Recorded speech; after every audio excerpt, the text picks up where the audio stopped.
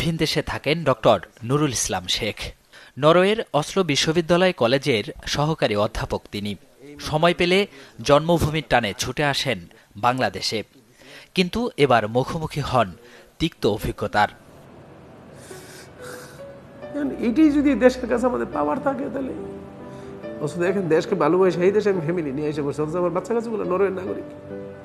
আমি চাই যে এই দেশের জন্য আমরা কিছু করি, দেশকে কিছু দেই, কিন্তু পারলাম কোথায়? বারবারই ওখানে নিষ্কার হই।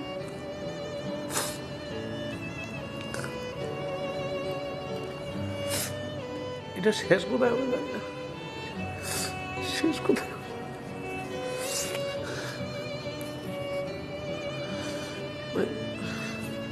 আমার মনে হয় শেষ মাসে দেশ থেকে চলে যেতে হবে, যা আছে সম্পদ বেঁচে টেচে হয়তো চলে যাবো ফ্যামিলি নিয়ে, আর কি করবো। ছাত্র জনতার গণ আন্দোলনে পুলিশের গুলিতে নিহতের ঘটনায় করা হত্যা মামলার আসামি এই শিক্ষক। অকারণে এমন হয়রানি মেনে নিতে পারছেন না তিনি। তার এই কষ্টের কথা বেরিয়ে আসছে অশ্রু হয়ে। দেশের জন্য যখন কিছু করতে না পারি তখন এদেশে থাকবো কিভাবে বলেন? আমরা বিদেশে পরিশ্রম করে বাংলাদেশে টাকা আনি। আপনি আমার ব্যাংক স্টেটমেন্ট দেখেন আমি কত ডলার পাঠাই। আমি প্রতি বছর, এই যে গত বছর আমি 44 লক্ষ টাকা পাঠাইছি বাংলাদেশে বিদেশ থেকে।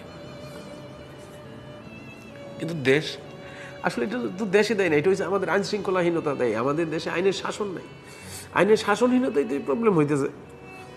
সরকার তো আমার মামলা দিতেছে না, সরকারি লোক ইউজ করে, সরকারি যন্ত্র, রাষ্ট্রযন্ত্র ব্যবহার করে লোকগুলো মামলা দিতেছে।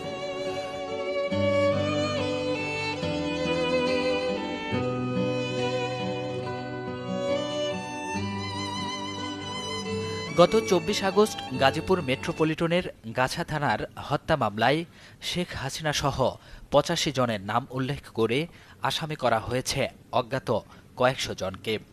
রাজনৈতিক এই মামলায় বিশ্ববিদ্যালয় শিক্ষক ছাড়াও বিএনপির রাজনীতি করেন এমন অনেকেই আসামি হয়েছেন, যার মধ্যে রয়েছেন রিপন নিটোয়ার নাম